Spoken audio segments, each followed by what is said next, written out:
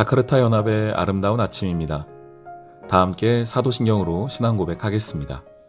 전능하사 천지를 만드신 하나님 아버지를 내가 믿사오며 그 외아들 우리 주 예수 그리스도를 믿사오니 이는 성령으로 잉태하사 동정녀 마리아에게 나시고 본디오 빌라도에게 고난을 받으사 십자가에 못 박혀 죽으시고 장사한 지 사흘 만에 죽은 자 가운데서 다시 살아나시며 하늘에 오르사 전능하신 하나님 우편에 앉아 계시다가 저리로서 산자와 죽은 자를 심판하러 오시리라.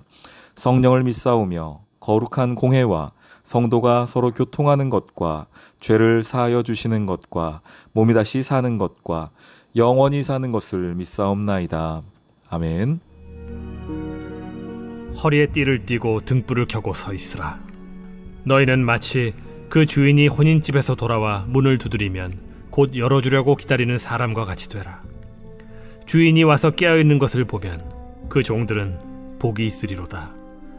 내가 진실로 너희에게 이르노니 주인이 띠를 띠고 그 종들을 자리에 앉히고 나와 수종들리라. 주인이 혹 이경에나 혹 삼경에 이르러서도 종들이 그같이 하고 있는 것을 보면 그 종들은 복이 있으리로다. 너희도 아는 바니 집주인이 만일 도둑이 어느 때에 이를 줄 알았더라면 그 집을 뚫지 못하게 하였으리라. 그러므로 너희도 준비하고 있으라. 생각하지 않은 때에 인자가 오리라. 베드로가 여짜오되 주께서 이 비유를 우리에게 하심이니이까 모든 사람에게 하심이니이까? 지혜 있고 진실한 청지기가 되어 주인에게 그 집 종들을 맡아 때를 따라 양식을 나누어 줄 자가 누구냐? 주인이 이를 때에 그 종이 그렇게 하는 것을 보면 그 종은 복이 있으리로다. 내가 참으로 너희에게 이르노니 주인이 그 모든 소유를 그에게 맡기리라. 만일 그 종이 마음에 생각하기를 주인이 더디 오리라 하여 남녀 종들을 때리며 먹고 마시고 취하게 되면 생각하지 않은 날 알지 못하는 시각에 그 종의 주인이 이르러 엄히 때리고 신실하지 아니한 자의 받는 벌에 처하리니 주인의 뜻을 알고도 준비하지 아니하고 그 뜻대로 행하지 아니한 종은 많이 맞을 것이요 알지 못하고 맞을 일을 행한 종은 적게 맞으리라. 무릇 많이 받은 자에게는 많이 요구할 것이요 많이 맡은 자에게는 많이 달라 할 것이니라.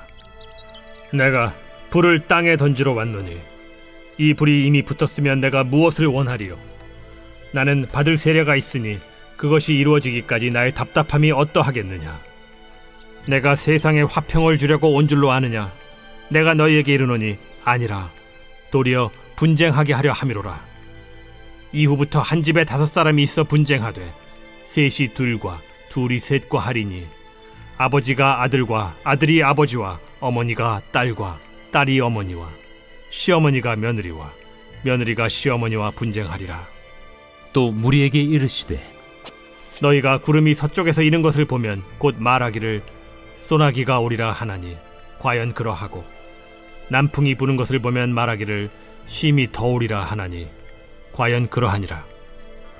외식하는 자여, 너희가 천지의 기상은 분간할 줄 알면서 어찌 이 시대는 분간하지 못하느냐?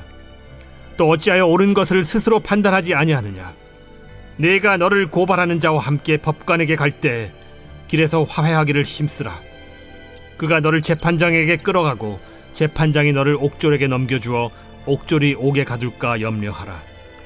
내게 이르노니 한 푼이라도 남김이 없이 갚지 아니하고서는 결코 거기서 나오지 못하리라. 샬롬, 자카르타 연합의 아름다운 아침입니다. 오늘 예수님께서 말씀을 통하여 때에 관하여서 우리에게 알려주고 계십니다. 그 때라 함은 마지막 심판의 날에 관한 이야기입니다. 예수님은 공생애 중에도 계속하여서 제자들에게 말씀하신 것이 바로 이 마지막 날 심판의 때였습니다. 제자들도 그 이야기를 들으면서 계속해서 궁금해하죠. 주님 언제겠습니까? 언제 그런 일이 일어나겠습니까? 어떤 징조가 있겠습니까? 예수님이 승천하신 후에 사도행전의 1장에도 보면은 그 때가 언제인가에 관하여서 계속하여 논의하는 장면이 나오기까지 합니다. 예수님의 그 때는 우리가 정확하게 언제, 몇 월, 며칠, 몇 시라고 말할 수 없으나 분명한 것은 그 마지막 심판의 날, 그 마지막 때가 우리에게 온다라는 것입니다.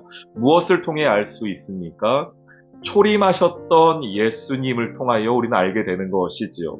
이 땅에 초림하셨던 예수 그리스도를 통하여 하나님의 말씀이 창세전부터 있던 그 계획이 완성되었음을 우리는 알고 있고, 그렇다고 한다면 주님이 말씀하신 재림도 주님께서 말씀하신 그대로 되리라 하는 것을 우리는 알게 됩니다. 우리가 가지고 있는 믿음이라는 것은 단순히 오늘 이 하루를 잘 살아가는 것만을 의미하는 것이 아닙니다. 우리는 마지막 날에 승리할 것을 기대하고 소망하는 믿음을 가지고 있습니다. 그날이 언제 올지 알 수 없습니다. 그래서 우리에게 주님 말씀하신 것이 37절, 주인이 와서 깨어있는 것을 보면 그 종들은 복이 있으리라고 말씀하시죠. 깨어있으라고 주님은 끊임없이 우리에게 말씀하십니다.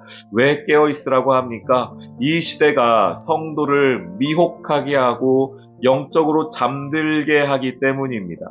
깨어있는 자는 우는 사자가 어떻게든지 넘어뜨리려 하기 때문에 깨어있는 것이 쉽지가 않습니다. 그래서 주님은 우리를 향하여서 계속하여 깨어있으라, 깨어있으라 말씀하시죠.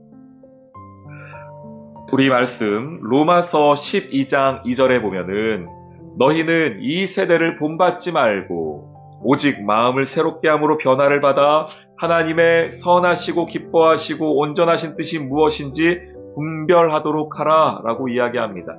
하나님의 자녀들, 이 세대를 본받지 않고 이 시대를 따르지 않고 새롭게 하나님의 자녀가 된 자들이 깨어있는 것은 무엇인가? 이 시대를 분별하는 것이고 이 세대를 분별하는 것이라는 겁니다. 그게 깨어있는 것이죠. 깨어있으면서 주님은 우리에게 동시에 하나를 더 요청하십니다. 48절 보실까요? 알지 못하고 맞을 일을 행한 종은 적게 맞으리라. 무릇 많이 받은 자에게는 많이 요구할 것이요 많이 맡은 자에게는 많이 달라 할 것이니라. 주님 말씀하세요. 우리가 깨어있기만 하는 것을 주님 원하시지 않습니다. 깨어있으면서 주님께 드릴, 왜냐? 마지막 날 주님께서 우리의 모든 것을 결산하실 텐데, 계산해 보실 텐데 그때 많이 드리기를 주님 받기를 원하신다는 것입니다. 자, 여러분, 우리가 성숙해가고 하나님의 자녀로서 하루하루 자라간다는 것은 단순히 이 세대를 분별하는 것에 멈추는 것이 아니라 이 세대 가운데에 하나님이 기뻐하시는 그 열매를 많이 맺는 삶을 하나님이 원하신다는 겁니다. 많이 맡은 자에게 받은 자에게 많이 요구하신다는 겁니다. 하나님 우리에게 얼마나 많은 것을 부어주셨습니까? 우리 삶에 주신 많은 것들, 물질과 시간과 나의 달란트. 그런데 그것뿐만이 아니라 예수 그리스도 자신의 아들의 생명값을 우리에게 주셨다라고 한다면 마지막 날 우리에게 분명 요구하지 않으시겠습니까? 내가 너에게 이렇게 많이 부어줬는데, 너에게 많이 주었는데 과연 너는 무엇을 했냐고 우리에게 묻지 않으시겠습니까? 그럼 우리가 할 일이 무엇일까요? 많이 드릴 수 있도록 우리가 해야 될 일이 무엇일까요? 49절 말씀을 보면 좀 오해할 만한 말씀인데요. 한번 보시죠. 내가 불을 땅에 던지러 왔노라. 이 불이 이미 붙었으면 내가 무엇을 원하리요? 51절도 내가 세상에 화평을 주려고 온 줄로 아느냐? 내가 너희에게 이르노니 아니라 도리어 분쟁하게 하려 함이라고 말합니다. 이 말씀이 조금 오해를 불러일으킬 수 있습니다. 예수님이 이 세상에 화평을 주러 온 것이 아니랍니다. 불을 주러 왔답니다. 이 불이 뭘까요? 분쟁케 하는 불이란 무엇일까요? 이것은 이 시대를 살아가는 마지막 때 주님 오실 그날까지 살아가는 성도들이 붙잡아야 되는 그 한 가지 복음의 말씀입니다. 십자가의 말씀이죠. 이게 왜 불입니까? 이게 왜 분쟁거리가 됩니까?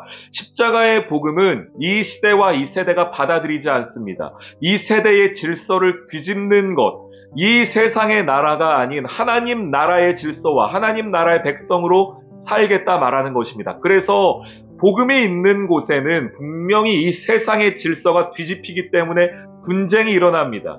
영적인 갈등이 일어나고 영적인 전쟁이 일어납니다. 그것을 도리어 분쟁하게 하는 것이라고 이야기했습니다.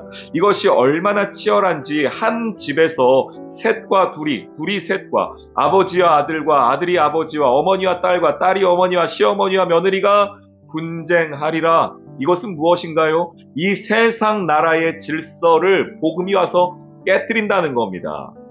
근데 이 분쟁이라고 하니 누가 이길까? 이렇게 싸운다고 생각하지만 분명한 것은 무엇이죠? 복음이 승리합니다. 오늘 말씀을 정리를 한번 해보죠. 우리는 마지막 때를 준비하며 기다리며 살아가는 사람들입니다. 그래서 깨어 있어야 합니다. 깨어서 무엇을 합니까? 주님께 드릴 많은 열매를 만들어야 됩니다. 그 열매를 무엇으로 만들까요? 이 세상을 승리케 하는 복음을 가지고 그 하나님 마지막 날에 올려드릴 열매를 만드는 것이죠. 우리 사랑하는 귀한 성도님들, 오늘 이 하루 깨어 있기를 소망합니다. 그러나 단순히 깨어 있는 것에 만족하지 마십시오. 여러분 삶에 하나님께서 받기 원하시는 생명의 열매가 있습니다. 복음의 열매가 있습니다. 이 세상을 승리하는 복음의 열매를 가지고 오늘 이 하루도 힘있게 살아가는 우리 사랑하는 성도들 되시기를 주님의 이름으로 축원합니다. 아멘. 오늘의 기도. 심판자이신 하나님, 제 안에 주님 오실 그날을 깨어 준비하는 믿음이 있기를 원합니다. 하루하루를 주님 보시기에 성실하고 정직하게 살아내어 주님께 많이 드리는 인생 되게 해주세요. 또한 마지막 시대에 우리 안에 부어주신 복음을 가지고 세상의 질서가 아닌 하나님 나라 질서를 세워가게 해주세요. 예수님의 이름으로 기도합니다. 아멘.